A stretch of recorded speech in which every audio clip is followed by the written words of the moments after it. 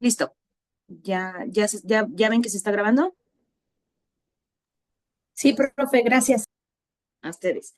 Entonces, también nos permite, decíamos, descubrir nuevas terapias que pueden ser probadas antes de ser aplicadas con seres humanos.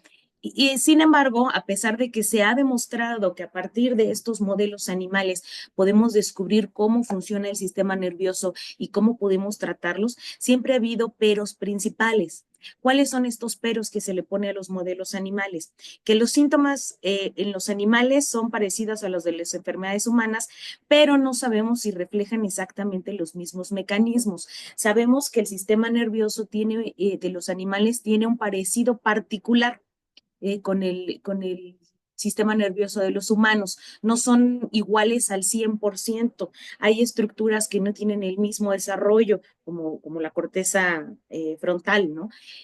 Pero siempre se ha dicho esto, sí, pero no es exactamente el mismo modelo. Y el otro es que si son buenos modelos y también experimentan estados en conjunto como la ansiedad, estrés o dolor, además de aquellos derivados de los procedimientos experimentales. Es decir, que cuando hacemos un modelo, por ejemplo, de depresión, o vayámonos a la parte médica, si hay un modelo de Parkinson, por ejemplo, que emula ciertas afectaciones sobre la conducta motora, esos modelos también están generando estados parecidos a la ansiedad y esa ansiedad puede repercutir sobre lo que observamos en cuanto a la patología que nos interesa como el Parkinson o el Alzheimer o otras patologías.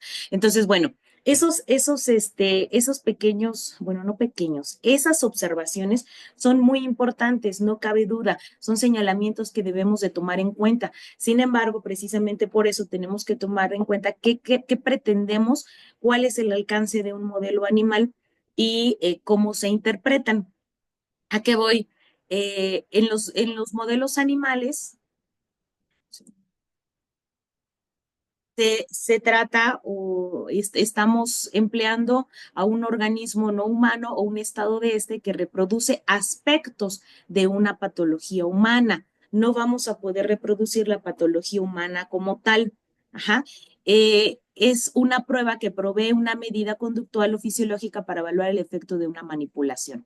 Es decir, aquí yo les puse una ratita sirviéndose una cerveza o un poco de vino o sidra, no sé qué se estará sirviendo, pero si habláramos, por ejemplo, de modelos de adicción, vamos a tener precisamente un modelo.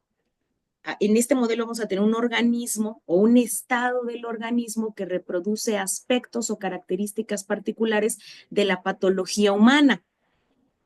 No hemos encontrado, al menos a pesar de que hemos ido a congresos muy grandes, no hemos encontrado que en algún laboratorio del mundo, ni siquiera en China, en Japón, en la India, en donde sea, en Brasil, que tenemos investigaciones muy fuertes, en donde hayan logrado que una ratita trabaje y se gaste toda su quincena en un bar, o le pegue a su esposa, o descuide a sus hijos, o lo corran del trabajo porque tiene un problema de adicción. Eso no cabe duda, no se va a lograr y todo lo que conlleva el entorno de un ser humano no se va a poder replicar, no va a manejar en un estado de alcoholismo, por ejemplo. Sin embargo, estos modelos animales capturan eventos relacionados con fenómenos, principalmente las características que definen a una patología en específico. Por ejemplo, los modelos para el estudio de las adicciones no recrean la adicción en humanos, pero sí pueden evaluar el craving, pueden evaluar el consumo compulsivo, pueden evaluar la recaída, pueden evaluar la tolerancia, la búsqueda, la dependencia, y para cada uno de esos modelos, de esos fenómenos que ocurren durante la adicción, tenemos un modelo particular. Hay modelos que te permiten estudiar solo craving, hay modelos que te permiten evaluar solo recaída, hay modelos que te permiten evaluar solo la parte motivacional. Y en algunos laboratorios lo que sí se pretende es trabajar con conjuntos de modelos, estableciendo algo parecido a lo que tenemos como conocemos como baterías en la evaluación conductual con humanos, que te permitan evaluar en un solo organismo con tres pruebas si se está presentando al mismo tiempo el craving, la tolerancia y la dependencia, por ejemplo, o el craving.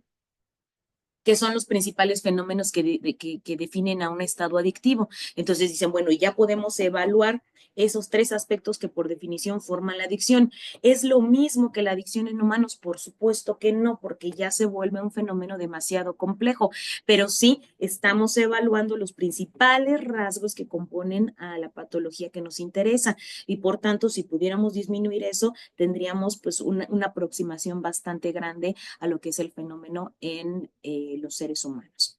¿Ok? Entonces, ese es como el primer detalle que debemos de tomar en cuenta cuando nos dicen es que un modelo animal no es lo mismo que sucede en los humanos. Y bueno, yo creo que estas cifras muestran un poquito de cómo se mueve la investigación en los animales. Es un artículo que a mí me gusta mucho, se me hace bastante interesante, que evalúa el cómo el cómo, si buscamos en la base de datos de PubMed, que es una de las bases más usadas en el ámbito de las neurociencias, si buscamos los términos sistema nervioso más una especie particular, nos da el cómo ha ido incrementando año con año la investigación con animales, particularmente en roedores. Y ahorita vamos a ver por qué nos enfocamos en esto.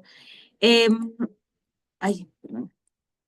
Disculpe, Sí, ¿me podría como explicar qué es el craving? Es que no alcancé a... ok, el craving es un estado que se presenta en los seres, bueno, en los seres humanos y en los animales, pero está definido, es difícil, no tiene una traducción exacta al español, pero es un deseo intenso, tal vez esa sería la traducción más acercada, deseo intenso que se produce de forma repentina por consumir una droga. Dice Alejandro que si es abstinencia, no, no es lo mismo que abstinencia. La abstinencia se da cuando la persona no puede tener acceso a una droga y empiezan a suceder síntomas aversivos en la persona. Puede suceder taquicardia, sudoración, es un estado aversivo que se presenta cuando no se tiene acceso a la droga. El craving viene antes, principalmente cuando las personas están expuestas a estímulos que están asociados con exactamente, Stephanie, es el antojo muy fuerte. Decía un profesor que teníamos en CEU, son las ganas locas que les dan un deseo excesivo, exactamente. No hay una traducción específica, pero es un deseo muy intenso que también viene acompañado con esa, puede ser también esa sudoración, ese taquicardia, los síntomas pueden ser similares a la abstinencia, pero el craving se da como unas ganas de consumir, unas ganas muy fuertes que finalmente llevan al consumo. Si el consumo no se presenta, entonces ya el estado aversivo se interpretaría como abstinencia. ¿Sí? Gracias. Ok. Entonces, estábamos en los animales que han sido usados. Si se fijan, ahí tenemos en el primer cuadrito, tenemos el qué pasa si ponemos en PubMed sistema nervioso más. Si ponemos sistema nervioso, tenemos aquí esta línea gris y vemos cómo año con año, principalmente desde la década de los 60, los estudios acerca del sistema nervioso se han disparado drásticamente. Por ahí del 2000 tuvimos un aumento muy grande. Ese es, digo, el panorama general en las neurociencias, que fue cuando se habló si no me equivoco, fue ese el momento en el que se habló de la llamada década del cerebro y tuvimos pues ese aumento muy grande. Y tenemos los estudios que se han hecho en mamíferos, ajá, mamíferos en general, mamíferos no humanos, que serían principalmente el macaco, el mono ardilla, el chimpancé, todos esos están agrupados aquí. Y vemos cómo pues han ido incrementando, obviamente y lógicamente también la investigación en seres humanos, aunque vemos que es menor, es mayor la investigación. Aún así, bueno, tenemos por ahí, si se fijan, todos estos años, desde 1940, alrededor ya llegamos a 60,000 artículos por año. Después tenemos otros animales, si se fijan, la diferencia es enorme. Mientras acá estamos hablando de 60,000 publicaciones, tenemos 200 alrededor de 2,000, perdón, publicaciones hechas con otros animales. Tenemos en rojo no me acuerdo cómo se llama bueno, el nombre científico, pero este de C. familiaris es Caninus familiaris, o sea, el perro.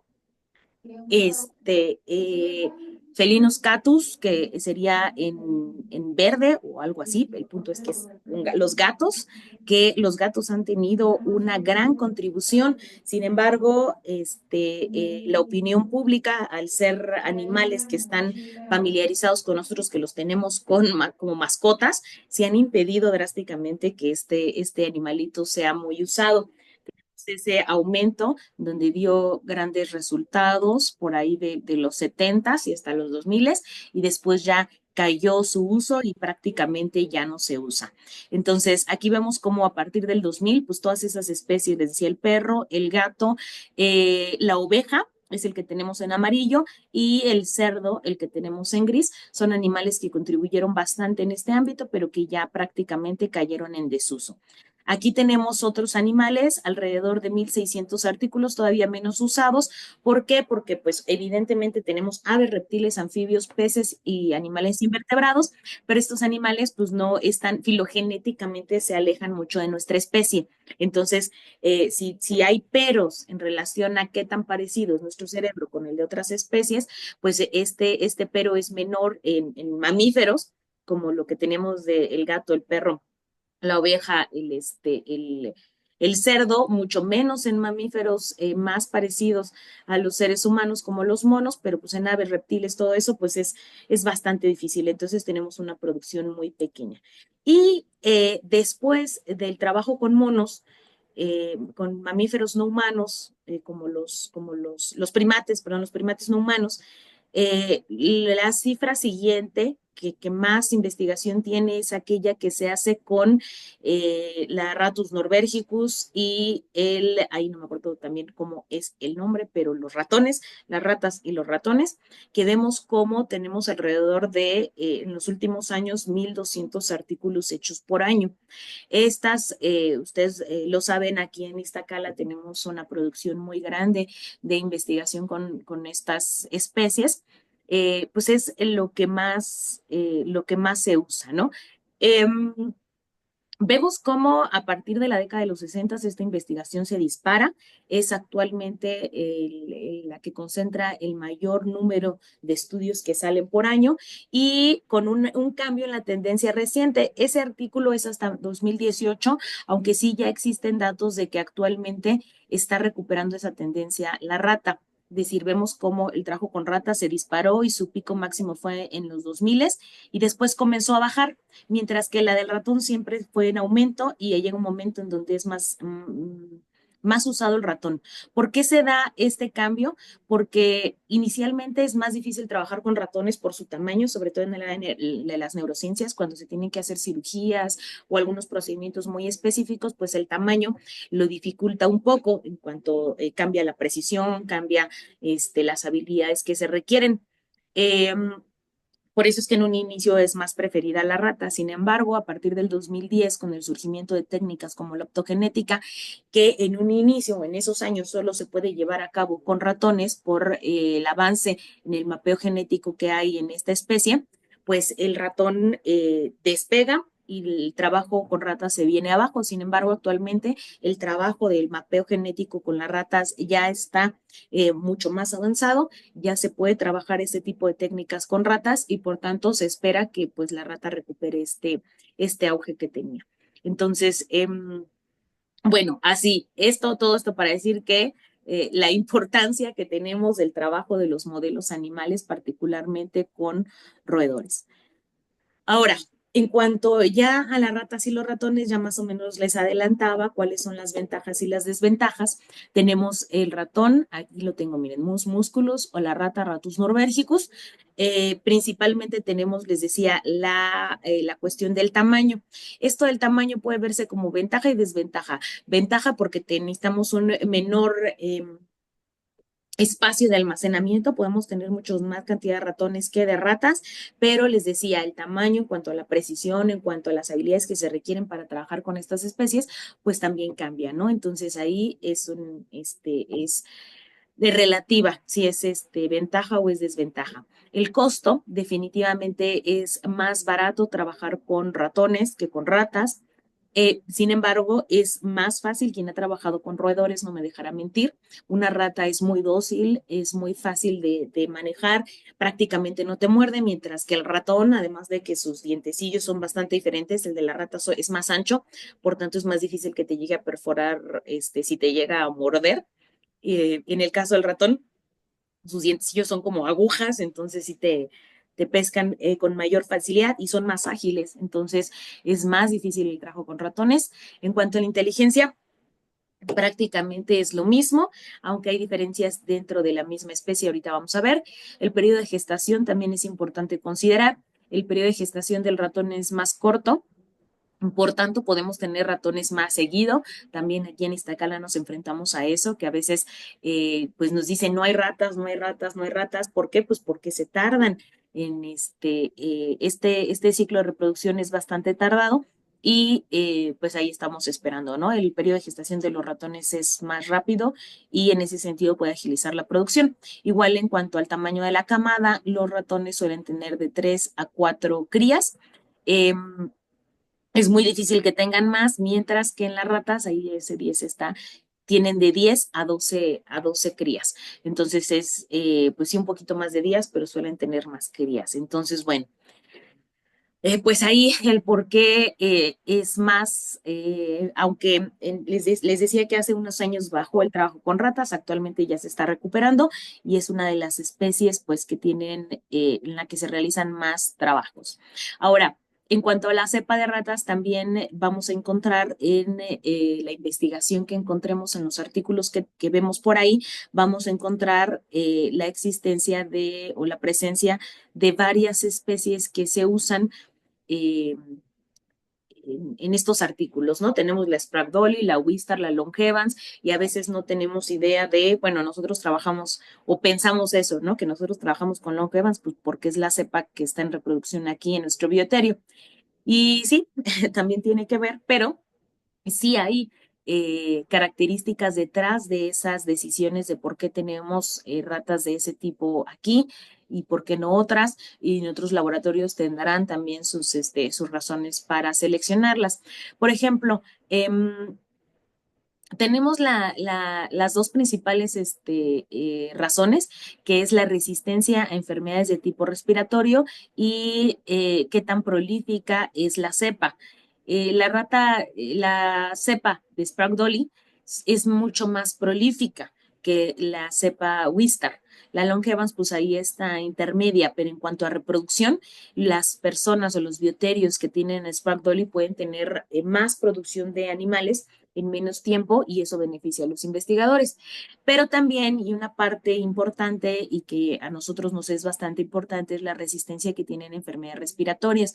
Si han trabajado con roedores o si no, los que ya sabrán y los que no les comento que uno de los grandes problemas que tenemos en bioterio cuando trabajamos en animales es que se enferman de vías respiratorias. De repente ya las vemos con un poco de sangre en su naricita, ya están estornudando y sacan gotitas de sangre. Y una vez que una rata se enferma de vías respiratorias, si no se le trata a tiempo, es muy probable que esa rata, el trabajo con ese animalito termine en muerte experimental. Ahí, ¿siguen viendo la presentación? Sí, sí, sí se ve. Ok, es muy probable que esa enfermedad, el curso de esa enfermedad termine en la puerta del animalito porque rápidamente pasa a la altura del oído, vemos que empiezan a caminar de lado, que empiezan a girar y pronto esa infección llega al cerebro y esos animalitos mueren. Entonces, esa resistencia a enfermedades respiratorias, sobre todo cuando nos es difícil controlar la temperatura o la humedad o el contacto entre los mismos animales, pues es difícil. Entonces, nosotros tenemos cepas que son más resistentes a otro y por ese lado solo abarca la parte más operativa, ¿no? La parte de la reproducción y de la resistencia a enfermedades respiratorias, aunque también hay laboratorios que cuentan con la ventaja de poder controlar características más finas. Por ejemplo, las ratas Longevans son ratas que aprenden con mucha mayor rapidez. Eso se ha visto. Entonces, antes, nosotros aquí, yo que doy clases en la carrera de psicología, los que estudiaron psicología aquí ya hace tiempo, sabrán que antes nos daban se criaban en el bioterio también la cepa longevans, que eran unas ratas blancas con manchitas negras, ¿no? Como tipo vaca. Y esa cepa aprendía más rápido, por lo tanto, esa cepa era la preferida para enviar a los estudiantes de psicología que hacían prácticas de operante. Sin embargo, bueno, ya se decidió optar por solo crear una cepa que fue la Longevans por esta resistencia que tiene y pues ya se puede hacer el mismo trabajo, aunque bueno, sí hay características especiales de cada una de las cepas para cada una de las cosas que se requiere hacer. Entonces, bueno, nosotros en particular, pues trabajamos con ratas Western. En cuanto a la controversia sobre el uso con animales, retomando esto que les decía de que hay dos peros principales, si los modelos generan otras características que entorpecen el conocimiento de algún fenómeno que nos interese, como a la ansiedad generada en los animales o el dolor. Hay otros, y bueno, si los modelos pueden emular la situación en los humanos, hay otras controversias que se han dado, pero esas controversias tienen que ver más con la capacidad que nosotros como investigadores tenemos para detallar o fundamentar la investigación que tenemos. Es decir, se ha cuestionado, por ejemplo, el poder traslacional, qué tanto un resultado que yo obtengo en un animal se puede trasladar con facilidad al caso de los seres humanos. Y ahí pues tenemos, les digo que es mucho, mucho detalle para que nosotros podamos explicar a las personas cómo se lleva a cabo esta aplicación del conocimiento que tenemos de los animales, cómo se lleva a cabo la aplicación en humanos. Debemos de tomar en cuenta que si yo encuentro que un medicamento disminuye la ansiedad, no quiere decir que inmediatamente va a pasar a humanos. Se tienen que hacer otro tipo de pruebas, como les decía, evaluar varios rasgos de la ansiedad primero, cómo se compara con otros medicamentos y algunas otras cosas como las dosis efectivas, las dosis letales, el margen que hay entre estas dos dosis para ver la viabilidad de aplicarlo en humanos. Entonces, generalmente vemos un artículo y decimos, ay, aquí ya encontraron que esto disminuye tal cosa, ¿no? Bueno, no se puede trasladar de forma directa a los humanos, ¿no? Entonces, ese poder traslacional existe, pero implica un trabajo muy largo y complicado que debemos de considerar. Y por otro lado, que existen más problemas metodológicos de los que creemos en cuanto al trabajo con animales. Nosotros podríamos creer que una investigación que está publicada en una revista con factor de impacto, wow, es perfecta, ¿no? Y la verdad es que no es así. Hay un estudio que hizo Kilkenny en el 2009 que evaluó estudios hechos en el ámbito de las neurociencias y los clasificó de acuerdo a los problemas metodológicos que estos presentaban. Y entre ellos reportó, digamos que evaluó todos esos artículos que fueron publicados en revistas con factor de impacto y se dio cuenta que existen problemas metodológicos que disminuyen ese problema transnacional de las investigaciones y que de forma ideal deberían de ser controlados. Entre los principales problemas se encontró el uso de muchas cepas. Esto que les decía de que hay laboratorios hay laboratorios que trabajan con ratas longevans, hay otros que trabajan con Spark Dolly, hay unos resultados con ratones, sí implica el que no haya una unificación de estas cepas, a final de cuentas, contribuye a que este poder traslacional disminuya, porque no tenemos el control exactamente de si una característica particular, si el que la rata sea más resistente a ciertas enfermedades, ese cambio en el sistema inmunológico contribuye al resultado que estamos obteniendo a diferencia de otras especies, o si es porque esas ratas aprenden más rápido. Entonces, bueno, esa diversificación en las cepas empleadas, a final de cuentas, también representa un problema. Los diferentes métodos para inducir una enfermedad o emular ciertos estados en el ser humano.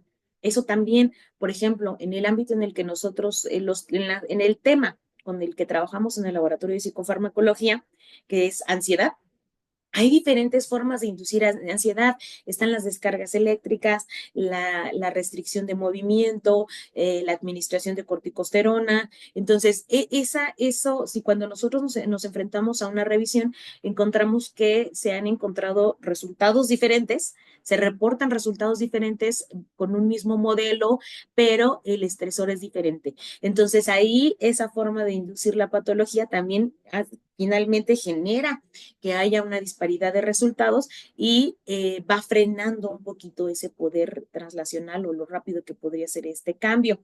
El diseño. Aquí es algo que se combina con el último factor, que es la estadística. Muchas veces no tenemos los grupos suficientes. Recordemos que hay un principio de ética importante que es el de las tres R's, que implica el reemplazo, el refinamiento y la reducción del uso de animales cuando esto es posible, es decir, utilizar la menos cantidad y solo en momentos que son necesarios y todo eso. Bueno, en los diseños a veces, por ejemplo, te dicen esto ya está probado, esto no se puede usar, no puedes repetir tal grupo, tienes que reducir tu N, tienes que justificar por qué estás usando determinado número de animales. Y eso a final de cuentas va generando conflictos en el diseño que ya no tienen los grupos controles para controlar todas las situaciones que pudiera ser. Y a final de cuentas, todo por querer ahorrar, muchas veces también se reduce ese poder traslacional.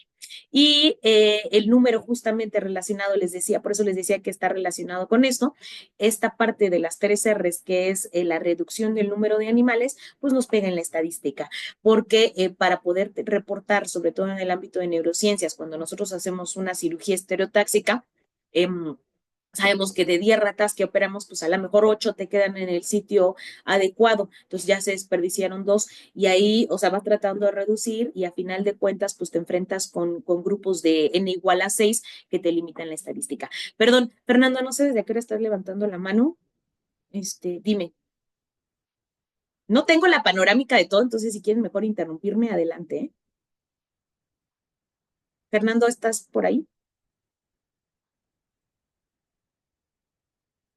Bueno, a lo mejor ya está nosotros. Ok, entonces continuamos. Este,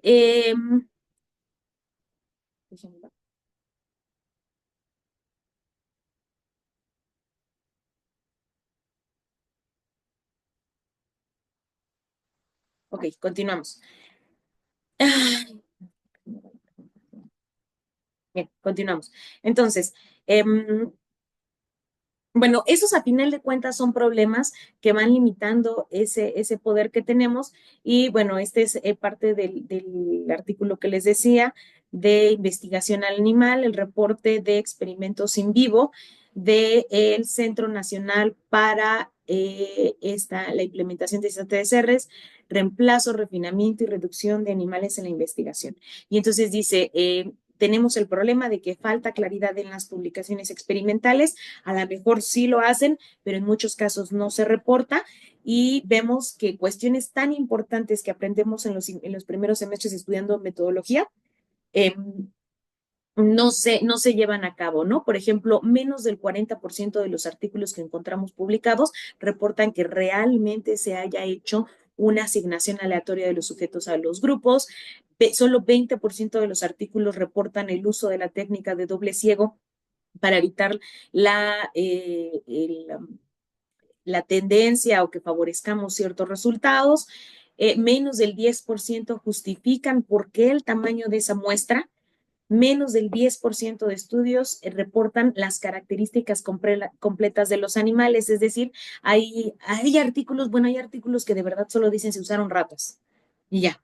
Entonces no reportan que sepa si fueron hembras o fueron machos, de qué edad, bajo qué pesos, todos esos detalles a veces no se reportan y eso pues complica mucho eso.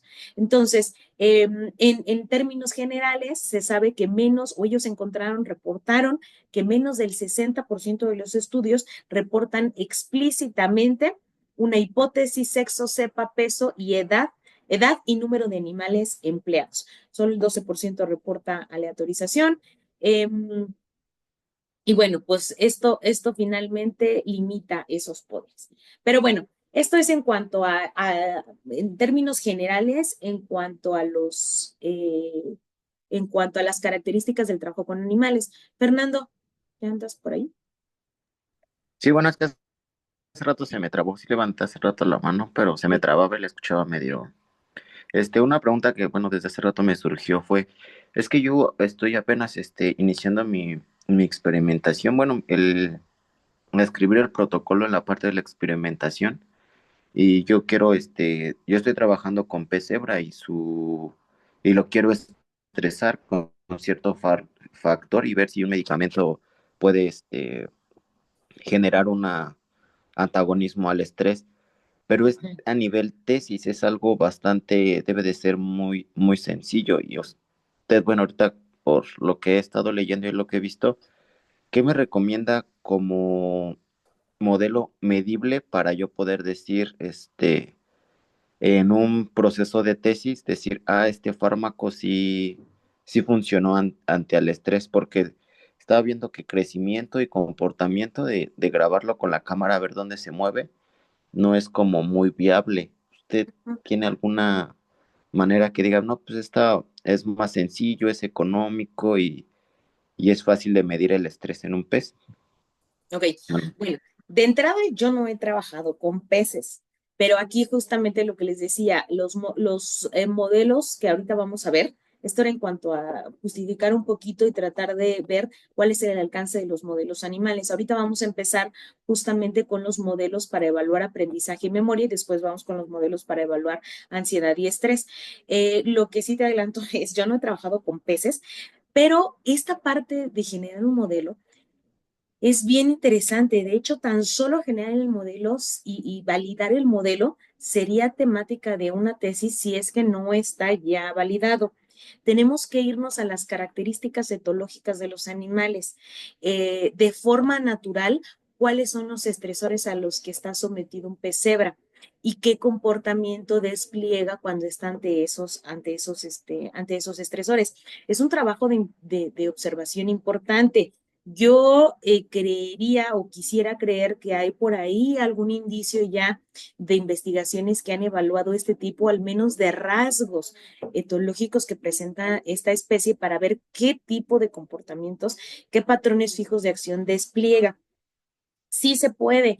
De hecho, del curso, no creo que ande por aquí hoy. De hecho, no he tenido tiempo de responder, pero en el curso del año pasado, tuvimos una estudiante en el curso que evaluó algo muy interesante que fue el aprendizaje en renacuajos.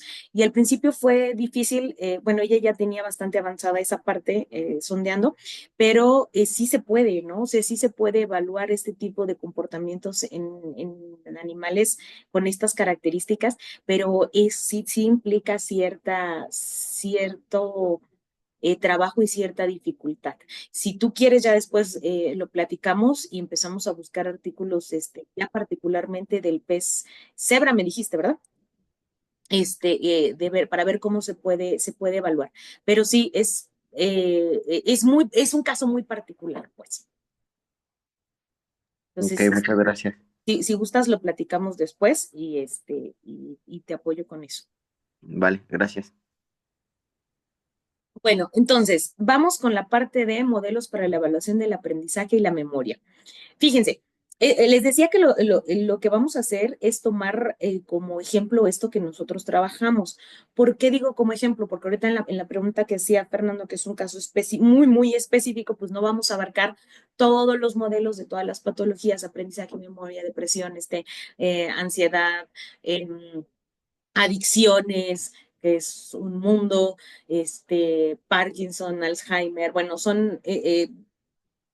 hay muchos fenómenos que se pueden evaluar y con muchísimas especies, como veíamos, entonces no podemos abarcar todos.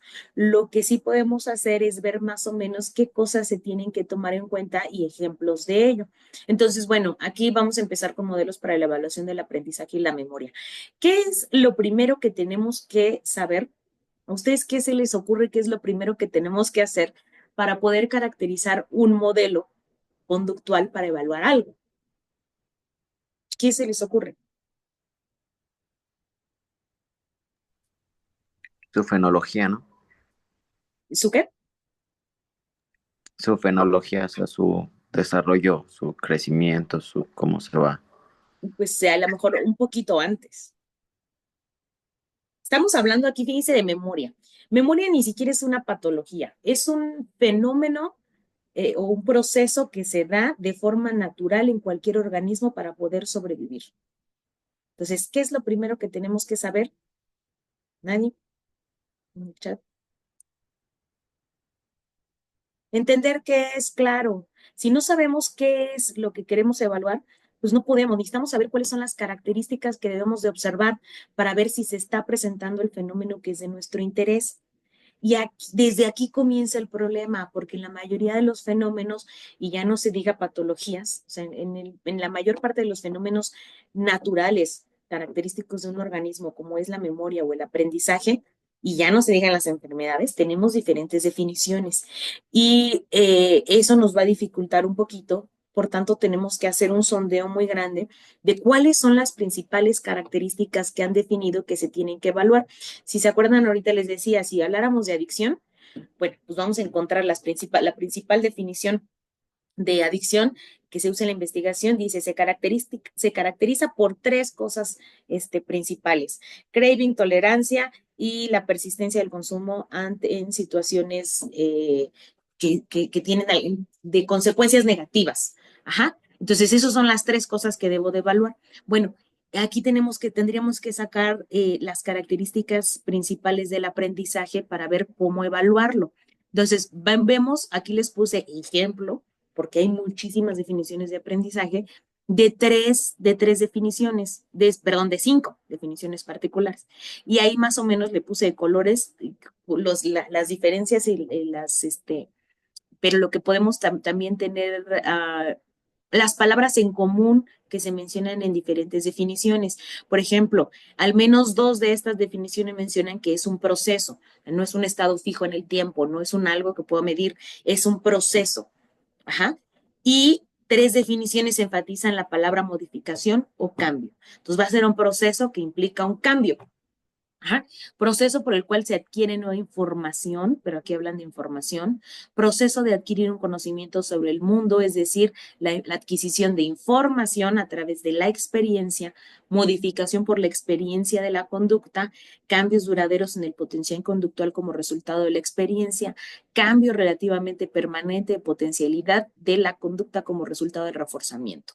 Entonces, aquí tenemos diferentes definiciones, y si vamos a ver quiénes están dando estas definiciones, vamos a ver que, por ejemplo, Squire es médico, Baddeley es psicólogo, ¿no? Entonces, vamos a tener que enfatizan diferentes cosas, pero sí nos queda claro que no es un estado fijo, o sea, va a ser un cambio a través del tiempo, bueno, que es un cambio a través del tiempo, y que para observarlo tenemos que poner atención a la conducta.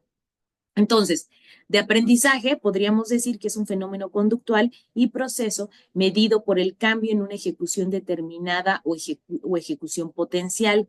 Es un fenómeno ocurrido de forma intencional o no, y es un fenómeno que puede expresarse o no. Cuando trabajamos, bueno, este tema es bastante extenso para entenderlo así en un ratito, pero sí tenemos que tener claro que al ser un fenómeno conductual, lo tenemos que observar en la expresión de la conducta, valga la redundancia. Vamos a ver que ocurre, vamos a ver que antes de una experiencia determinada sucedía algo, está el momento, cumple la experiencia, y después la conducta es otra. Es un fenómeno ocurrido de forma intencional o no, es decir, cuando un estudiante acude a un aula, podemos decir que se está dando un fenómeno de aprendizaje de tipo intencional. La persona está intentando, está aprendiendo por propia voluntad, pero vamos aprendiendo todo el tiempo. Aunque no querramos, nosotros salimos a la calle, tenemos experiencias, y a partir de eso cambia nuestra conducta. Y por último, que es un fenómeno que puede expresarse o no, es decir, el hecho de que no haya una ejecución específica no quiere decir que no haya habido un fenómeno de aprendizaje. La expresión del aprendizaje puede afectarse por diferentes cosas. Cuando en términos humanos, Por ejemplo, cuando nosotros evaluamos por medio de un examen, el hecho de que una persona haya reprobado, no es por darle herramientas a nadie, pero el hecho de que una persona no exprese el conocimiento de forma escrita no quiere decir que no haya aprendido, simplemente que no puede expresarlo de una determinada forma, ¿no? Tal vez de otra sí, de esa no. O simplemente que hay factores en el ambiente en ese momento que no permiten que se expresen. Pero es claro que el hecho de que no lo veamos no quiere decir que no haya habido aprendizaje. ¿Es la forma que tenemos para evaluar su presencia? Sí. ¿Es definitorio? No. Y en términos ya más claros, en el caso, por ejemplo, de las ratas, cuando observamos el aprendizaje en el condicionamiento operante, hablamos justamente, por eso se habla en términos de probabilidad, cambia la probabilidad de que se exprese una conducta. Y estadísticamente lo vamos a ver reflejado, pero no de forma absoluta. Holland y Rescorla en el 76 lo definen un poquito más claro con fines de evaluación. Los paradigmas de aprendizaje incluyen 2 puntos en el tiempo. Un tiempo uno en el que el sujeto se expone a determinado medio ambiente y un tiempo dos en donde se identifica un cambio en el sujeto como resultado de esta exposición. Dentro de la psicología experimental, los cambios en el tiempo 2, o sea, lo que vamos a detectar, se definen como habilidades, respuestas. Sin embargo, estas, por supuesto, que tienen correlatos fisiológicos. Entonces, el aprendizaje es un cambio que vamos a ver en la conducta después de una experiencia que nosotros vamos a generar y ahí eso ya nos vamos dando idea de cómo tiene que estar conformado nuestro modelo. Tiene que tener un punto en el tiempo donde tengamos una línea base, luego la intervención y luego otra vez la medida de esa misma conducta. Parece muy absurdo, pero, o que sobra decirlo, pero de verdad que a veces hay modelos, ya, o sea, se utilizan y se hacen diseños y se publican y no tienen esas 3 características, ¿no? Entonces, como tipos de aprendizaje, también tendríamos que ver eso, qué tipo de aprendizaje pretendo evaluar. Tenemos aprendizaje asociativo y aprendizaje no asociativo. Eso también es un mundo, ¿no? Y los estudiantes de psicología lo ven en el primer semestre. Pero bueno, es una de las características que tenemos que tomar en cuenta al definir un modelo. El aprendizaje de tipo asociativo quiere decir que hay dos estímulos que se está aprendiendo la relación entre dos estímulos. Ajá, por medio de la asociación, ya sea estímulo o se asocia un estímulo y una respuesta. Pero hay dos estímulos no dos estímulos, dos situaciones o dos sucesos que se presentan de forma contingente al mismo tiempo y cuya relación es a lo que se aprende a responder. Y también existe el aprendizaje de tipo no asociativo, que prácticamente tiene que ver con el cambio en la presencia, no presencia o en la probabilidad de la presencia de un reflejo. La habituación, o sea, cuando algo nos hace brincar, por ejemplo, nos pasó con las alarmas que estaban asociadas a los videoproyectores, que cuando sonaban brincábamos y pensábamos que era la alarma sísmica o de incendios o de quién sabe qué, pero conforme la vas escuchando repetidas veces, dejas de reaccionar. No hay una asociación, pero es un aprendizaje. La sensibilización, que implicaría el fenómeno contrario, cuando ahí sí tenemos la alarma, la que sí es sísmica, aprendemos a detectarla y cada vez reaccionamos con mayor eh, eh, con mayor, tenemos una reacción más fuerte cada vez nos espantamos más o cada vez corremos más rápido o cada vez empujamos más o lo que sea. Pero también es un tipo de aprendizaje no asociativo o la impronta que se da, por ejemplo, en algunos animales como los patos, en donde tienden a seguir como esta especie de reflejo, aprenden a seguir a el objeto animado que ven. Entonces, son tipos de aprendizaje que se han establecido.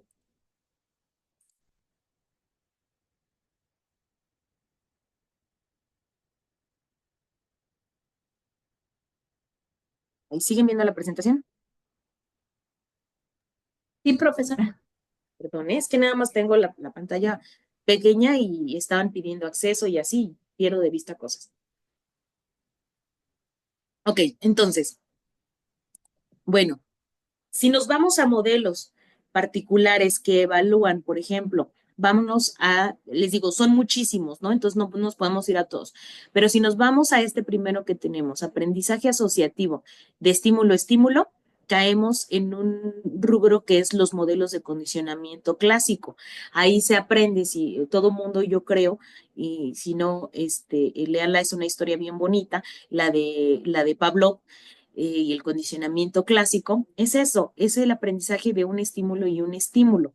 Entonces, en este caso tenemos modelos, bueno, el modelo más simple fue el que usó Pablo con los perros, en donde presentaba la comida y una campana y la respuesta que encontraba era la de salivación. Y al momento de asociar dos estímulos, comida y campana, encontró que el segundo estímulo, llamado en ese momento estímulo neutro, adquiría las propiedades del primer estímulo y se convertía en un estímulo condicionado, adquiriendo las mismas propiedades. Entonces, al aprendizaje de esa asociación entre la comida y la campana, bueno, pues ese es el aprendizaje estímulo-estímulo. Y bueno, como no podíamos estar trabajando de esa forma, hay diferentes modelos en condicionamiento clásico que se han adaptado, como el condicionamiento palpebral en conejos. Ahí, este tipo de condicionamiento permite estudiar las bases neurológicas del condicionamiento y el aprendizaje. Y con ese tipo de modelos se ha visto la importancia que tienen algunas áreas, como la amígdala, por ejemplo, en el aprendizaje de este tipo. Aquí, en este modelo, tenemos la presencia de un estímulo condicionado que sería, perdón, el estímulo incondicionado, tenemos una ráfaga de aire. Cuando le lanzamos una ráfaga de aire al ojito a un conejo, se da la respuesta incondicionada, que sería la respuesta de parpadeo. Y después asociamos ese estímulo incondicionado con una luz o un tono que se presenta antes, y entonces esa luz o tono se asocia, se aprende la asociación entre estos dos estímulos y tenemos que la respuesta condicionada de parpadeo se presenta ante el estímulo condicionado, que es la luz o el tono, ¿no? Entonces, si se fijan, aquí tenemos dos puntos en el tiempo, un punto uno en donde la luz o tono no producía el parpadeo, después tenemos la experiencia, que es la luz va seguida por la ráfaga de aire, y después tenemos un punto 3 en donde observamos el aprendizaje. Estos son modelos muy simples, estamos hablando de modelos para evaluar aprendizaje. Ahorita vamos con los de memoria, que son sumamente interesantes. Y luego tenemos los métodos en condicionamiento clásico, hablando del segundo rubro que decíamos, estímulo-estímulo y estímulo-respuesta. No, perdón, todavía este también es de estímulo-estímulo, métodos de supresión condicionada, en donde se combina con un modelo de estímulo-respuesta, que es el condicionamiento operante, donde a una rata se le enseña a apalanquear por comida, y la rata ya sabe que debe de palanquear por estar obteniendo comida, está palanqueando por obtener comida, y en ese momento se presenta la luz seguida por una descarga eléctrica. Normalmente la descarga eléctrica lo que produce es un salto en la rata, pero ahí, bueno, ahí es un fenómeno muy interesante en donde descubren que esa respuesta no necesariamente es igual. En este caso observan el freezing, y lo que observan es que después de la experiencia, cuando se presenta la luz o el tono, la rata no brinca, sino que deja de palanquear, se queda congelada. Y entonces ahí llaman la atención sobre el hecho de que cuando establecemos un modelo hay que fijarnos en las características del cambio que producen.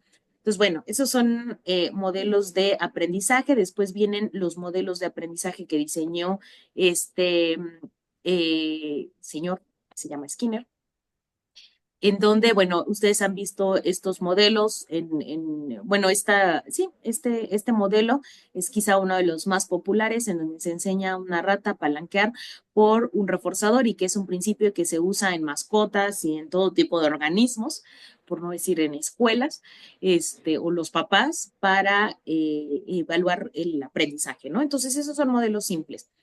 Se complica un poquito, bueno, simples tienen su complejidad, pero aquí quisiera llegar a los de memoria.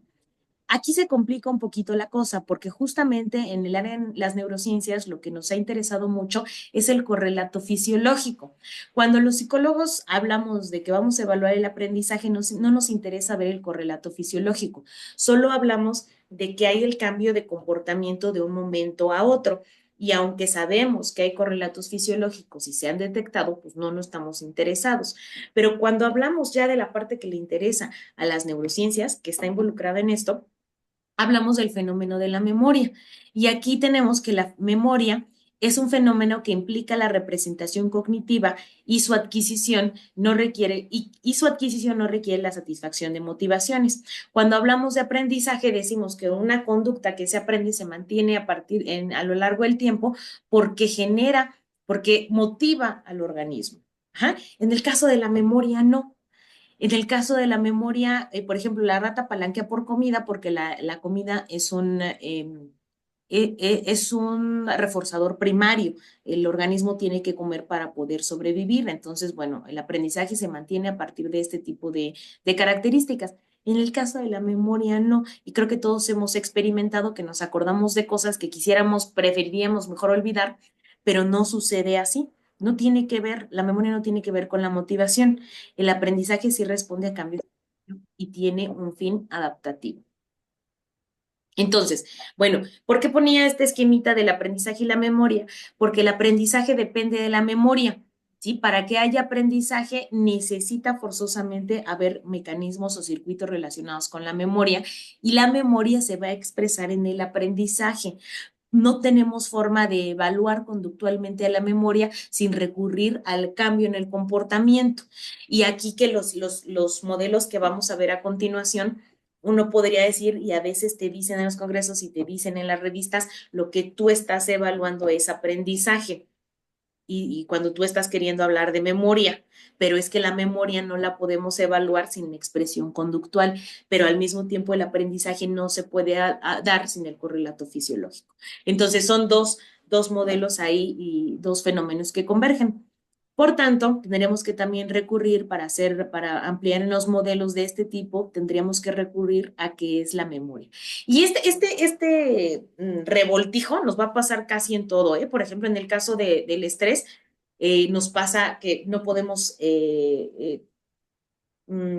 marginar, no podemos separar completamente el estrés de la ansiedad. Entonces, pasa lo mismo con la memoria y el aprendizaje. En el caso de la memoria, cuando recurrimos a las definiciones de memoria, tenemos que es el registro de las experiencias pasadas producidas por el aprendizaje. Tenemos que es una impresión o estampado grabado de una experiencia pasada o la retención a través del tiempo, aquí otra vez recurrimos al tiempo, de representaciones internas dependientes de la experiencia o es la capacidad de reactivar o reconstruir estas representaciones. Aunque sí hay teorías, por ejemplo las del engrama, que dicen que hay un trazo neuronal que nosotros podríamos evaluar, que se ha visto por otras técnicas y que incluso se dice que se pueden, ¿cómo se dice? Trasplantar engramas de un organismo a otro y por tanto trasplantar una memoria, cosa que es impresionante. A final de cuentas, lo que nos interesa a los seres humanos es ver cómo esto se refleja en el comportamiento en un organismo en vivo. Entonces, justamente cómo vamos a ver representada la memoria en el cambio en el comportamiento, lo que nos lleva al aprendizaje. Cuando hablamos de la representación mental, hablamos de una versión del mundo codificada neuronalmente, esto que les decía que se conoce como engrama, que potencialmente puede guiar a la conducta. La función de la memoria es retener o modificar la representación internas creadas a través de la experiencia. Entonces, fíjense, aquí viene una problemática muy grande porque la memoria, bueno, no nos vamos a meter mucho en eso, pero la memoria ha sido vista de diferentes formas. Cuando nosotros hablamos coloquialmente, hablamos de la memoria como la capacidad de codificar. Bueno, cuando hablamos en términos de laboratorio, hablamos de la capacidad de codificar, almacenar, consolidar y recuperar información. Es decir, hablamos como un proceso. Ajá. Y este proceso implica la interacción entre engramas y señales asociadas para su recuperación. Pero también se habla de memoria y ustedes lo van a ver en los artículos, cuando lean un artículo de memoria, van a decir, aquí están hablando de memoria de otra forma, o aquí al hablar de memoria están hablando de aprendizaje, aquí le llaman aprendizaje cuando quieren evaluar memoria. Bueno, es porque ya se tiene clara esta diferencia, pero sí lo tenemos que tomar en cuenta. También se dice, se habla de memoria como un almacén hipotético en donde se guarda la información. Es decir, muchos de nosotros decimos, ay, apréndetelo, o guárdalo en la memoria, ¿no?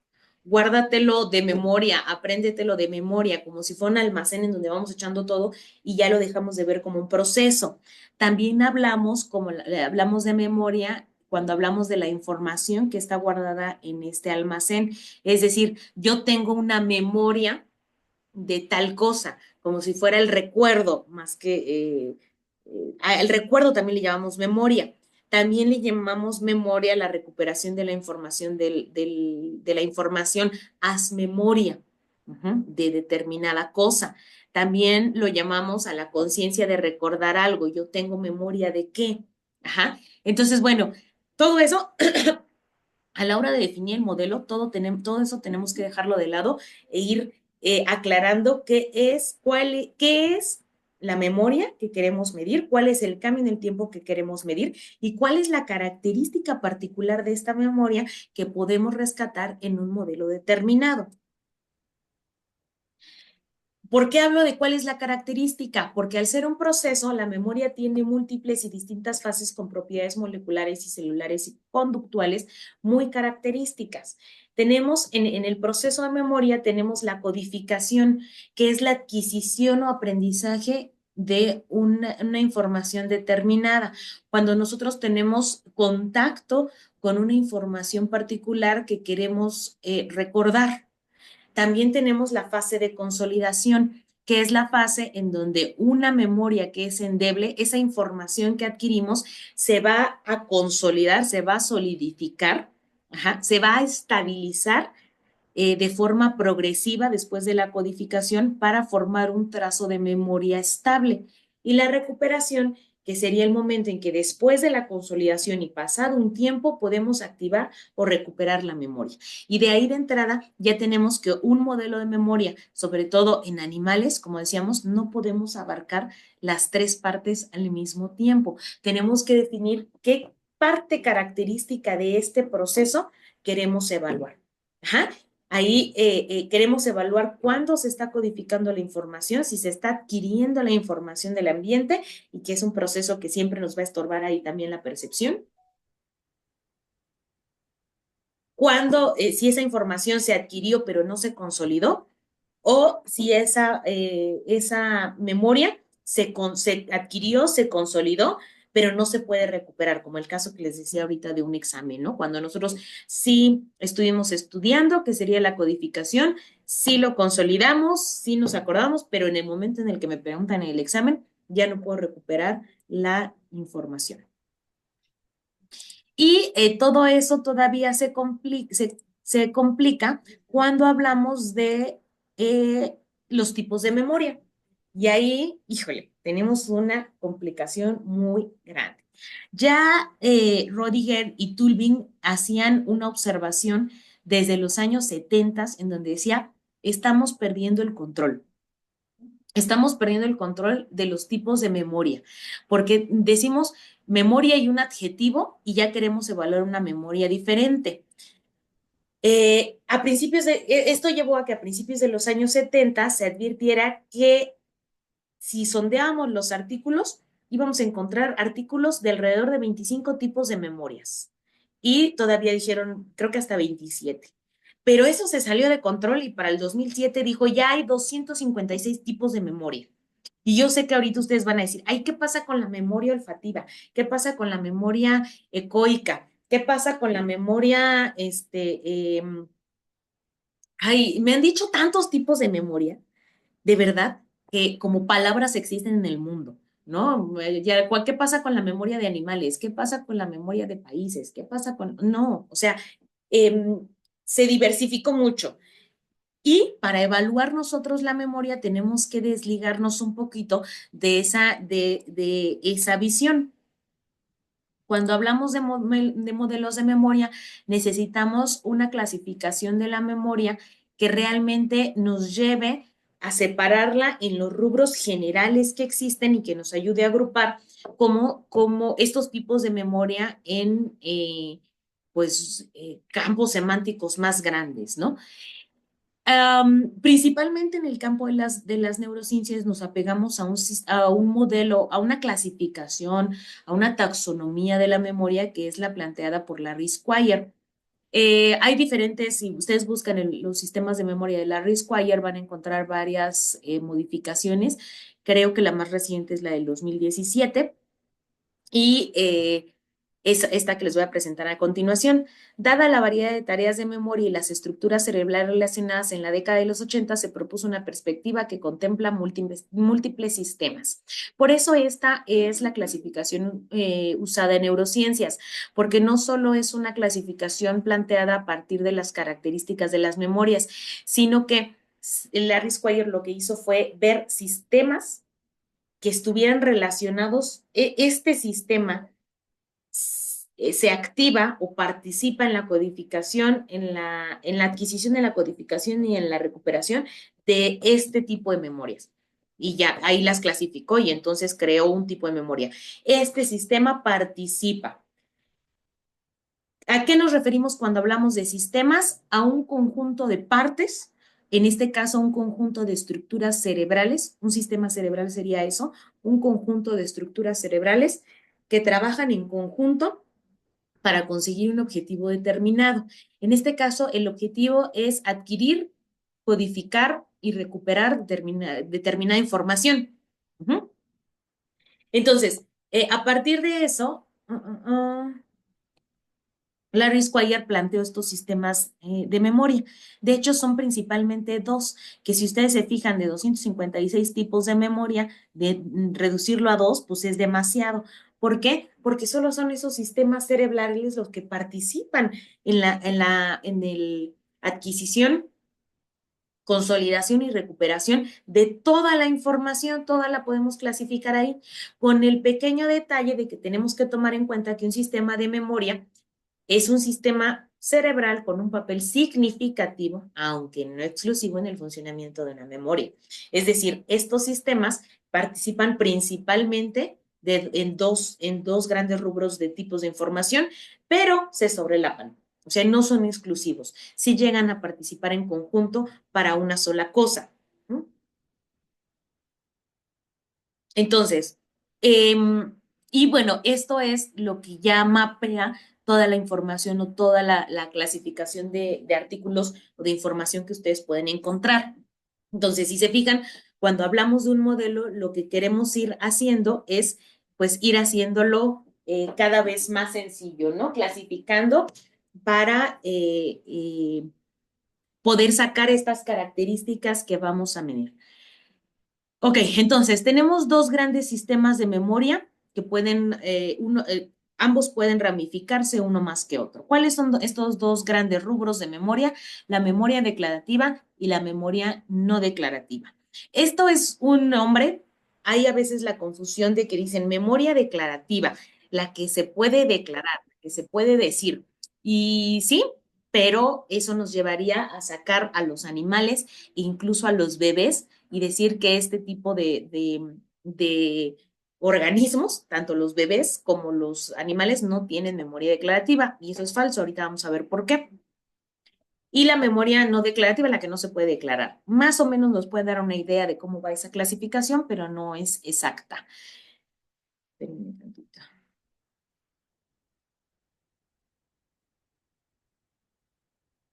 No tengo, ¿alguien me puede decir qué hora es, porfa?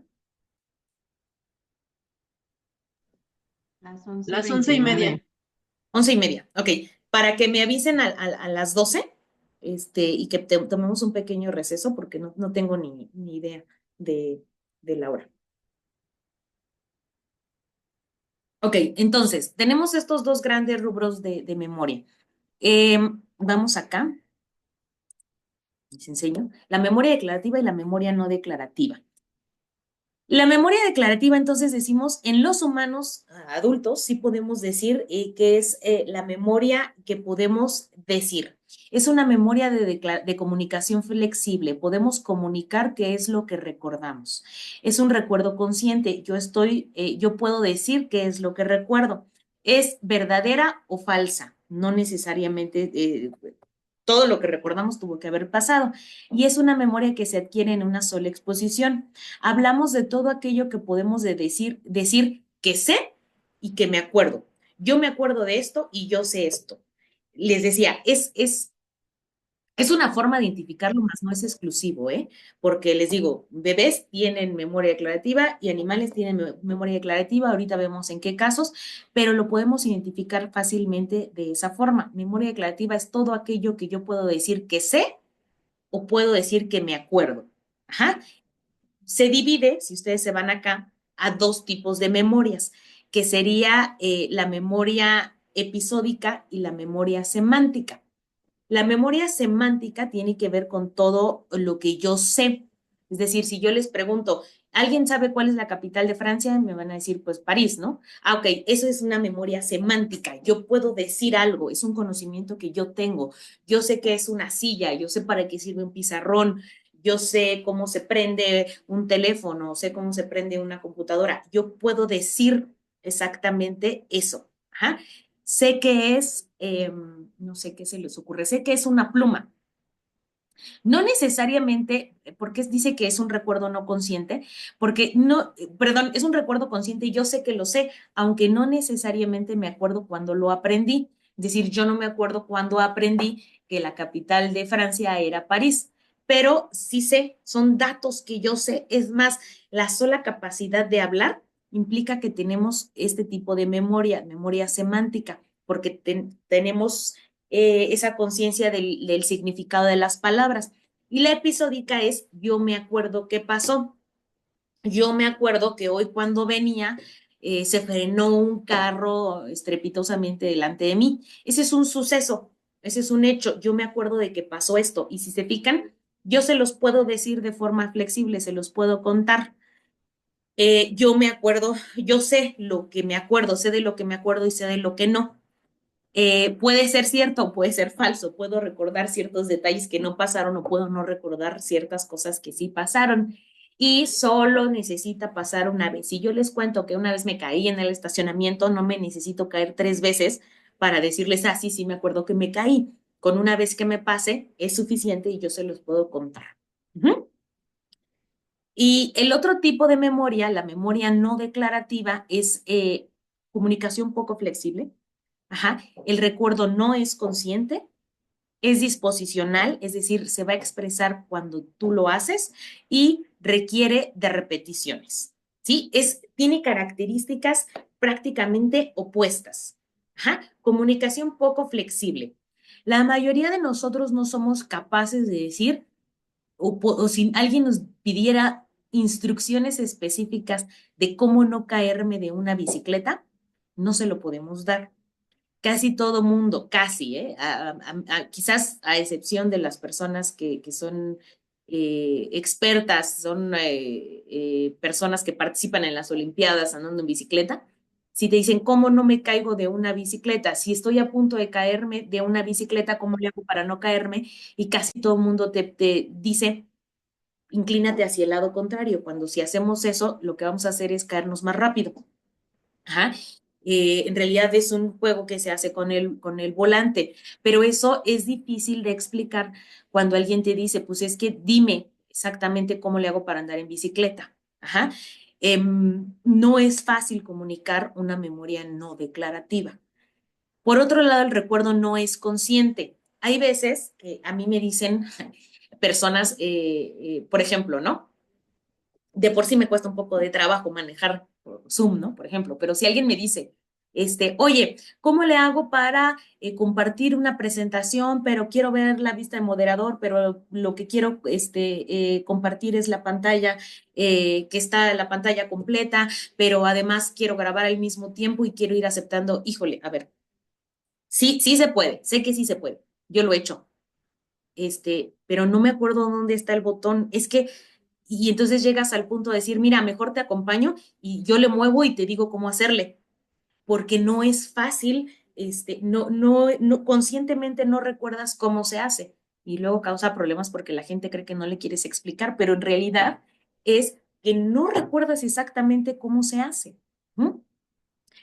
Por eso mismo es que es disposicional, se expresa durante la ejecución. Tú solo puedes demostrar que tienes esa memoria cuando lo vas haciendo y no en otro momento, cuando tienes los elementos o la situación expresa frente a ti. Ujú. Y esa sí requiere repeticiones. No basta que lo hagas una vez para decir, ya, eso ya lo sé hacer. Por ejemplo, es lo mismo que sucede cuando llegas a un lugar, es un procedimiento, te dicen, ahí ya fuiste una vez a mi casa, ya te debes de acordar. No, precisamente. Ajá. Si es un procedimiento, si es ir derecho, luego a la derecha y luego a la izquierda, es algo que se va a aprender tras muchas repeticiones. No es lo mismo que recordar cuando me caí en el estacionamiento a recordar cómo llegar a un lugar. Ujú. Entonces, esos son los dos grandes sistemas de memoria que inicialmente distingue Larry Squire y muchos otros. De hecho, a lo largo del tiempo han tenido diferentes nombres, pero básicamente estos son la división más importante. Ahora, vámonos primero por la memoria declarativa, que es bastante, a mí me parece, pues una de las más interesantes. La memoria declarativa, como veíamos acá, en el modelo de Larry Squire se divide en dos y ya más o menos les decía, una es la de los hechos y otra es la de los eventos. Ambas están contornadas principalmente por el lóbulo temporal medial y por el diencéfalo. Entonces, estas dos, les decía, son dos. La memoria ya más o menos se las detallé. La memoria semántica, que es de hechos, les decía, el recuerdo no es consciente ahí. ¿A qué se refiere que el recuerdo no es consciente? Lo que les decía de yo no me acuerdo cuándo aprendí determinada cosa, pero sí, yo no me acuerdo cuándo aprendí que es una mesa, pero sí sé que es una mesa. Ajá, yo sé que es una mesa. Puede ser independiente de contexto, o sea, no necesito estar frente a una mesa para usar la palabra mesa y se fortalece con la repetición, aunque no necesariamente requiere la repetición, pero sí se va fortaleciendo con la repetición. Ajá. Eh, y la memoria episódica, que también es declarativa, que es autobiográfica. A mí me pasó que se paró un carro estrepitosamente hace rato, a mí me pasó que me caí en el estacionamiento, a mí me pasó que una vez me encontré una víbora en el bioterio, a mí me pasó todo eso que yo recuerdo que me pasó. Autobiográfico es memoria episódica y es un recuerdo consciente, es un yo me acuerdo de esto. em, Está ligada a un contexto, pero no es dependiente y es así, se aprende rápidamente en una sola exposición. Ahora, ¿qué modelos existen? Aquí, acuérdense que estábamos hablando de modelos animales que se usan en neurociencias. Entonces viene la parte interesante porque dicen, bueno, y si la memoria declarativa es aquello que puedes decir, entonces los animales tienen memoria declarativa. Si no hay lenguaje, no hay memoria episódica. Mm, Y ahí viene una dificultad que hubo para comenzar a sacar estos modelos animales. Pero les decía, ¿qué pasa con los niños pequeños, particularmente con los bebés que no pueden hablar? No tienen memoria declarativa, no tienen memoria semántica, pueden aprender en un solo ensayo. Pues sí, los animales tienen memoria declarativa. Primero tendríamos que ver qué aspectos de la memoria declarativa pueden ser recreados en modelos animales. Definitivamente no podemos sentar a una rata en un diván y comenzarle a preguntar qué te pasó ayer, cómo fue tu infancia. Eso, al igual que no podíamos emular el que una rata fuera a un bar y se gastara todo su dinero o que manejara borracho, no podemos hacer que una rata nos cuente qué le pasó en su infancia, pero sí existen modelos animales de memoria episódica y particularmente en los modelos animales ustedes van a encontrar en inglés esta palabrita de like, episodic like memory. Ajá. Memoria parecida o memoria como la episódica. ¿Qué quiere decir? Que rescata los principales rasgos de ese tipo de memoria que sí se expresan en los animales.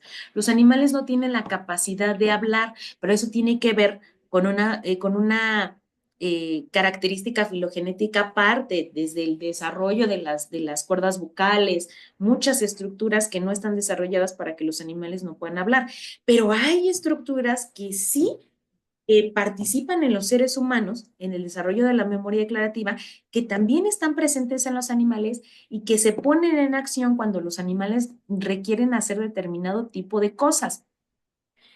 ¿Qué características vemos en los animales? Que recuerdan qué, cuándo y dónde. Cuando yo narro una historia, cuando les digo, hoy que en la mañana que venía para acá, un carro se paró de repente enfrente de mí, yo recuerdo qué fue lo que pasó. Ajá. El carro se paró estrepitosamente frente a mí. ¿Cuándo pasó? Hoy en la mañana. ¿Y dónde pasó? Aquí en Mario Colima. Ajá. Yo recuerdo, para que yo pueda narrarlo, necesito recordar esas tres cosas básicas. Y resulta que hay modelos animales que sí evalúan si el animal recuerda qué, cuándo y dónde. En el caso del particular de las ratas, ahorita vamos a ver que un modelo evalúa el qué, un modelo evalúa el cuándo y un modelo evalúa en dónde, tal como les decía que sucede en las adicciones. Uno evalúa tolerancia, uno evalúa craving, otro evalúa, no sé, motivación. Ajá. Pasa lo mismo. Hay modelos que te evalúan el qué, hay modelos que te evalúan el cómo y hay modelos que te evalúan en dónde. Y hay experimentos bien bonitos e interesantes, como el de Clayton y Dickinson, que en 1998 fueron quienes dijeron sí se puede evaluar la memoria declarativa en animales. Hicieron un experimento con abejarros, no me acuerdo cómo exactamente, a lo mejor los biólogos saben cómo se llama este animalito. Ajá. Pero ellos hicieron un experimento muy, muy, muy bonito, a mí me gusta mucho, de por qué los animales sí tienen memoria episódica. Y ese modelo en particular evalúa el qué, el cuándo y el dónde. ¿No? Voy cambiando entre el diseño y este. O bueno, a ver si se los puedo explicar así. El modelo en particular implicaba estos objetos que ustedes ven ahí en la pantalla. Era un pajarito al que se le daba acceso a una cubetita con de hielos, una charolita de hielos, y esos cubitos de hielos estaban rellenos con arena. Ajá. Y atrás le pusieron unos juguetitos que eran Legos para darle referencia, para que el animal pudiera tener idea de, pues no exactamente qué es derecha y qué es izquierda, porque eso no lo va a aprender en la palabra tal cual no, pero sí del contexto, del dónde. Ajá. Y entonces le ponen esta charolita y se la dividen en dos. Y la mitad, el experimento va a ser realizado en 3 días distintos, bueno, ahorita vemos que tiene que ver con la codificación, también con la consolidación, los periodos entre las pruebas y la recuperación. Ajá. Pero van a llevarlo a cabo en 3 momentos diferentes.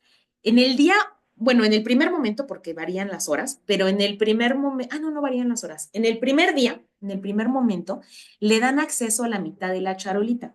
Y supongan que le dan acceso a la mitad de allá donde está, y esta parte, la parte de la derecha, se la cubren con plástico de forma de que no puede tener acceso a esa parte. ¿Mm? Y en donde está sin plástico, pues sí puede enterrar cosas. Ellos parten, y esa parte es importante, parten de un instinto innato en el pajarito. Estos pajaritos suelen enterrar su comida para guardarla para después. Entonces, por eso es que le ponen arena para que pueda enterrar su comida. El ave está en privación de alimento y entonces le ponen su charolita con arena y le ponen un tazoncito de cacahuates. Ajá. Y entonces el animalito come cacahuate, se sacia y comienza a enterrar su cacahuate en una de las charolitas. Generalmente solo entierra en una. Y la entierra y lo esconde. Ese es el ensayo 1. Ya escondió el animalito sus cacahuates. Después dejan pasar 120 horas. En realidad no sé cuántos días son, pero son 120 horas. Por ahí de 4 o 5 días, ¿no? Dejan pasar 120 horas y le vuelven a dar acceso a la misma charola en donde escondió sus cacahuates.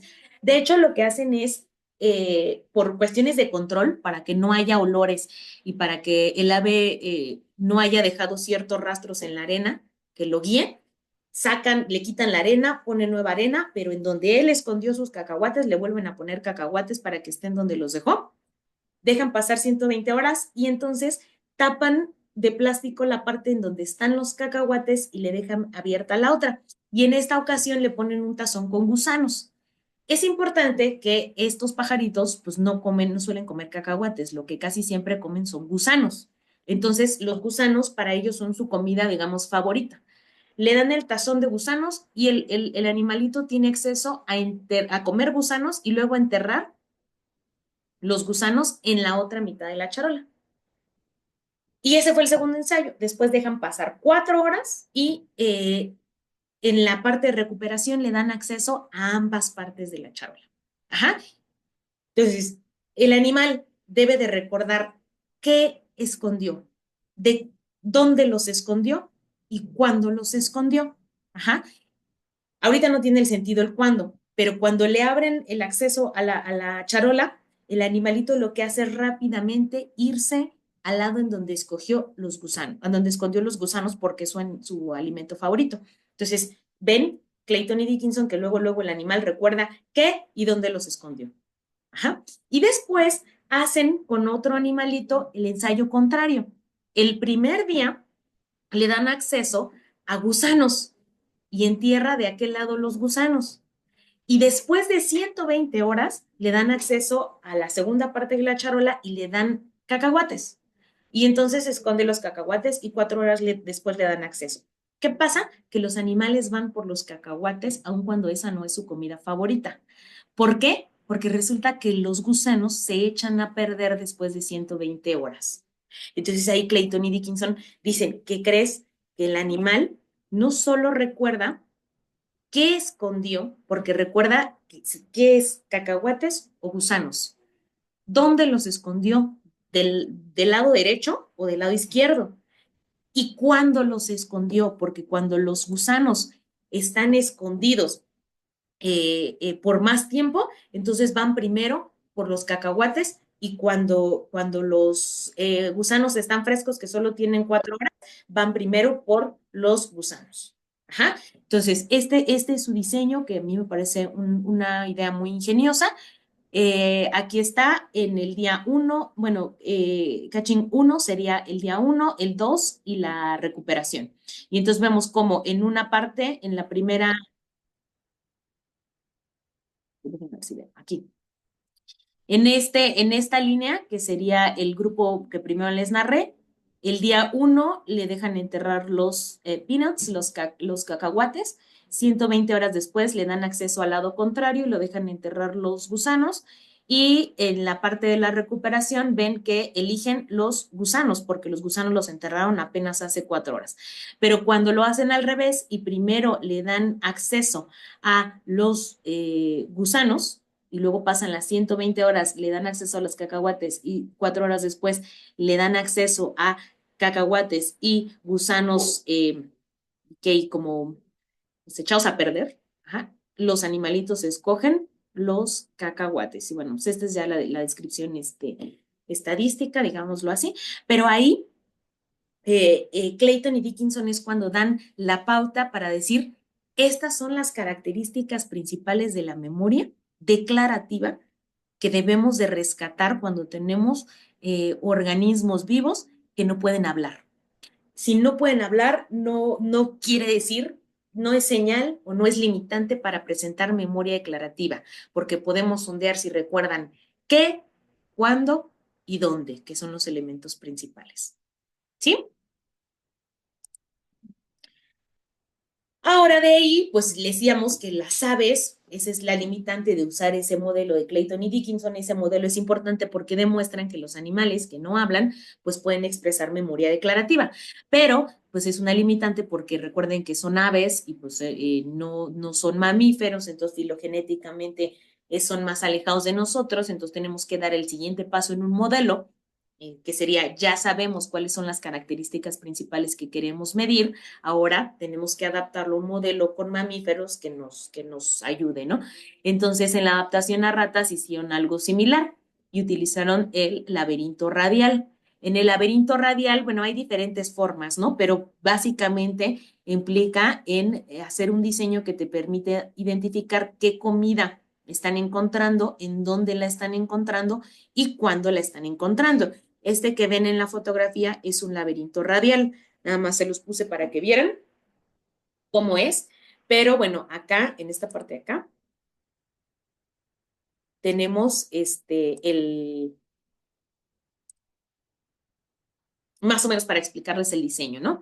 Fíjense cómo lo que hacen Bab y Crystal es adaptar el modelo de Clayton y Dickinson a ratas y entonces dicen, bueno, vamos a hacer 2 ensayos. A las ratas les gusta mucho, a los pajaritos les gustan mucho los gusanos, a las ratas que les gusta mucho, pues, los sabores dulces, es decir, el chocolate. Y entonces hacen un primer ensayo y les ponen en determinado laberinto, le ponen el chocolate. Y se fijan aquí, en este hay chocolate y están estos tapados. Ajá. Si el ensayo es después de 1 hora, entonces no hay chocolate, solo hay pellets. Ajá. Y entonces en los brazos en donde antes estaba tapado. ¿Qué va a hacer la rata? Como la rata está privada de alimento, si en esta versión solo pasó 1 hora y la volvieron a meter, entonces tiene que ir por los pellets porque no hay otro tipo de alimento. Y como la rata tiene hambre, pues va a correr rápidamente a los brazos específicos en donde hay pellet. Pero si le hicieron el ensayo y se tardaron 25 horas en meterla, esa es indicación de que ahí hay un chocolate. En donde antes había un chocolate, ya se volvió a rellenar y hay otro chocolate. Entonces, ¿qué va a hacer la rata? Ir primero por el chocolate. Y entonces ahí tenemos el que se acuerdan qué hay, dónde está y cuándo. Porque si recuerdan que fue hace 1 hora, entonces van por el pellet. Si recuerdan que fue hace 25 horas, irán por el chocolate. Uh-huh. Ese son... Disculpe, una Ajá. pregunta. Sí. ¿Este tipo de condicionamiento tomando en cuenta como el tiempo, cuál es, perdón? Es que pequeño detalle, aquí no estamos hablando de condicionamiento, sino de Bueno, memoria declarativa. sí, pero si quisieras como que el animal, o sea, le das un alimento en función al tiempo, eh, eso sí es memoria o qué es? Es memoria declarativa, estamos Ok, evaluando memoria declarativa.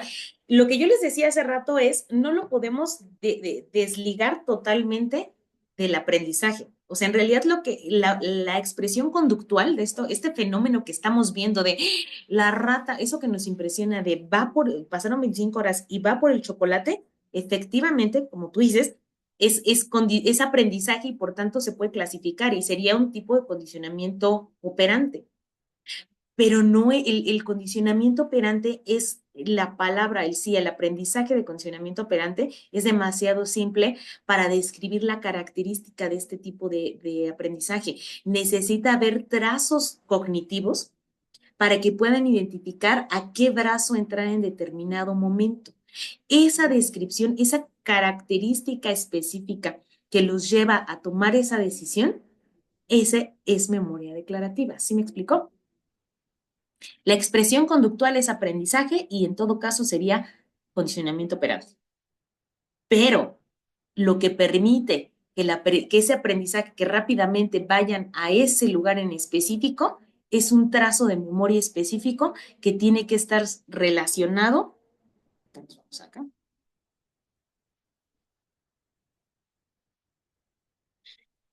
Definitivamente, para que eso sea posible, debe de activarse el lóbulo temporal medial. Ajá. Que está relacionado con la memoria declarativa. Y aquí vamos a otra cosa. Si ustedes se fijan, están los dos sistemas, pues por supuesto, por eso les decía que los sistemas no son totalmente independientes, van a funcionar los dos, porque al mismo tiempo, pues va a ser condicionamiento operante, ¿no? Aprendizaje asociativo. Pero aquí la parte que nos interesa es que para que pueda, en este momento lo que nos interesaría es que para que pueda ir primero a esa parte, necesita recordar qué, cuándo y dónde, y esos son componentes, quiere decir que está actuando la memoria declarativa. ¿Sí? Sí, gracias. Acuérdate que decimos que no son independientes. Bien, ¿qué horas son?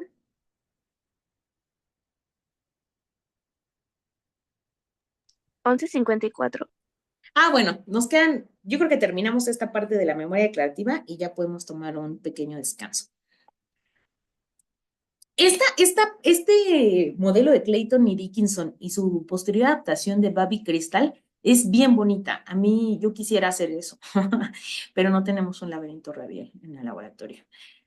Si ustedes se fijan, si es un laberinto bastante grande, ocupa un cuarto enorme, hay varias limitantes, que es otra cosa, valga el momento, que debemos de tomar en cuenta. Eh, Cuando tú vas a hacer un modelo, ahorita que hace rato preguntaba Fernando, creo, de yo voy a hacer esto, es una tesis, debe ser algo simple. Pues esto es que esto no es algo simple. Un laberinto así es bastante costoso. Eh, pues la verdad no tengo idea, nunca he cotizado un laberinto así, pero yo me atrevería a decir que un laberinto así, pues sí fácil anda arriba de 60,000 pesos, ¿no? Y le tienes que destinar un cuarto en específico solo a ese laberinto, porque vean cómo está montado, sus dimensiones, es enorme. Entonces, pues necesitas tener un laboratorio muy grande, muy bonito para eso. Y no es que nuestro laboratorio no sea bonito, pero tenemos ciertas limitantes. Entonces, ahí es en donde empieza a venir esta parte de tratar de desglosar los modelos, ¿no?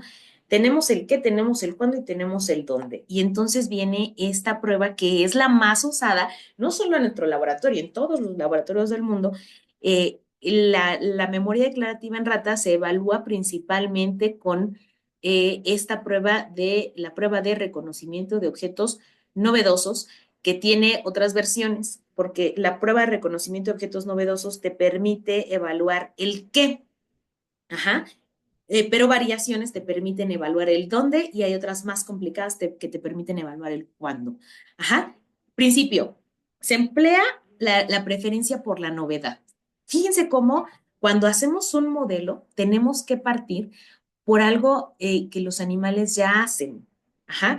Por ver sus características etológicas y ver qué es lo que el animal puede hacer y qué no. ¿Uh? Aquí partimos de que las ratas siempre prefieren explorar las cosas novedosas. Y digo, esto obviamente les decía, es etología, tiene una función. Si los animales ya conocen determinada cosa, pues esa cosa no implica un riesgo, hay que ver qué onda con lo que es nuevo y que puede implicar un riesgo. Entonces, las ratas siempre van a explorar lo nuevo. Aquí tenemos que tomar en cuenta que si, para que las ratas exploren lo nuevo, tienen que recordar qué es lo viejo. Ajá, entonces ahí hay memoria. Entonces, es la prueba conductual más común para la evaluación de la memoria declarativa. Se lleva a cabo en pocas sesiones, característica importante de la memoria declarativa, en una sola exposición. Y puede evaluar el qué, el dónde, y les decía, en versiones más complicadas, el cuándo. Reconocimiento de objetos. Se hace en 3 sesiones, un día 1 que es habituación, un día 2 que es entrenamiento y un día 3 que es prueba.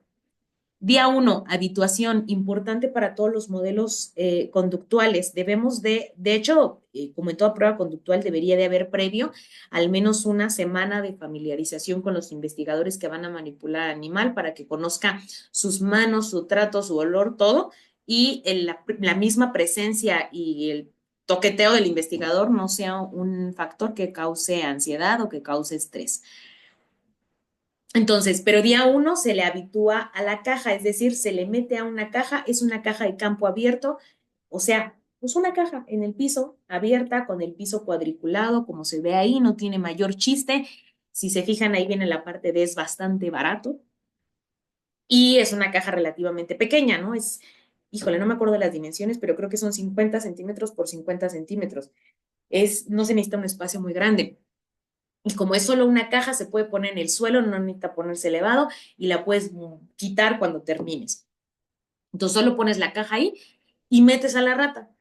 La rata va a explorar la caja, qué función tiene, y son cosas que debemos de tomar en cuenta en el diseño, que la caja por sí misma es una situación novedosa. Entonces, cuando la metamos a la rata a la rata a la caja, pues va a explorar qué lugar es este, qué hay por allá, qué hay por allá. Entonces va a estar, huele las esquinas, se para, tiene actividad vertical, lo que ya conoció la caja. Y necesitamos solo una vez para que conozca la caja, porque es memoria declarativa, una sola exposición.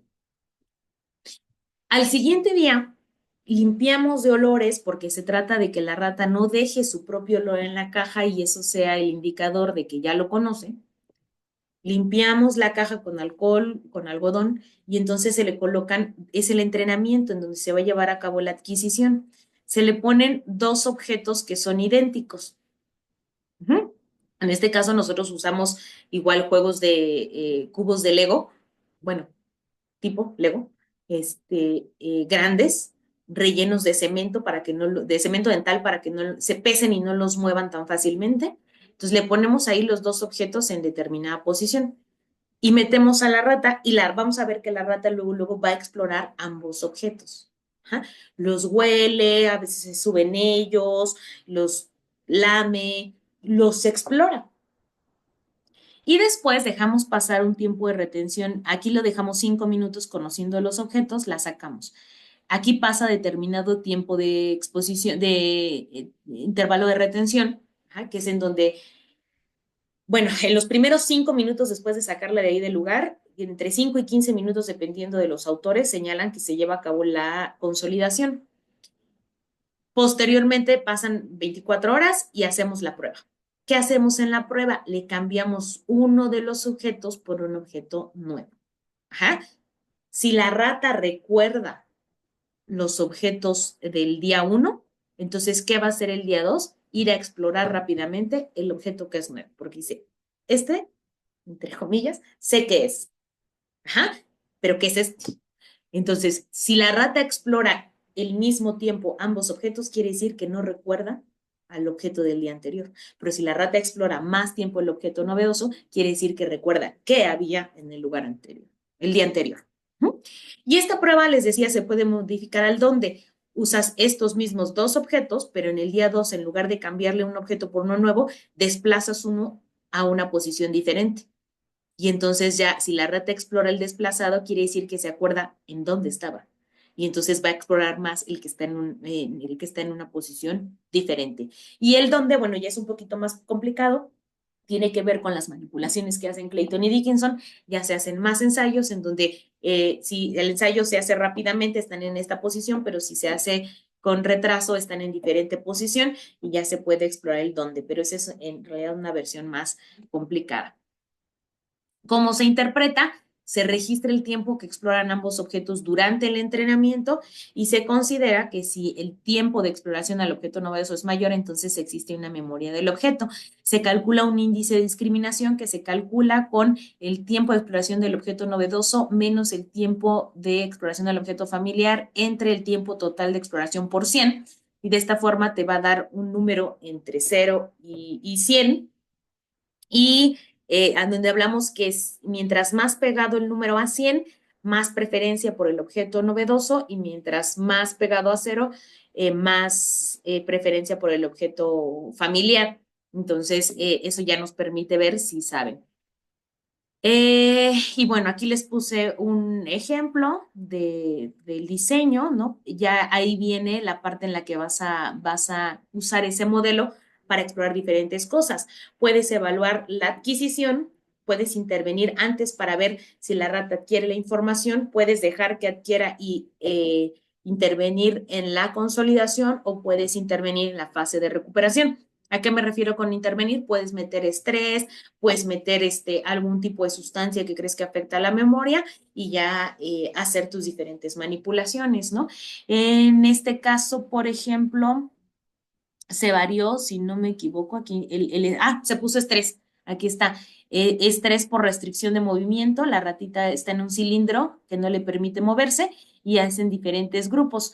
La someten a estrés 1 hora y la prueba la hacen después de 1 hora, después de 4 horas o después de 24 horas. Y lo que observan es, fíjense, como con estrés hay un índice de discriminación de casi 40, pero cuando aplican el estrés en la fase de consolidación, ajá, eh, aplican el estrés 1 hora y después de 1 hora hacen la prueba, el estrés favorece la consolidación, igual que en 4 horas, pero no si la hacen 24 horas después. Entonces, bueno, ya ahí les digo, son las diferentes manipulaciones que se pueden hacer con ese mismo modelo. Bueno, ahora, ese es un ejemplo de cómo evaluar memoria declarativa, iríamos a memoria no declarativa, pero ¿les parece si hacemos una pausa de 15 minutos? Sí, está bien. Ok. Sí, profesora, gracias.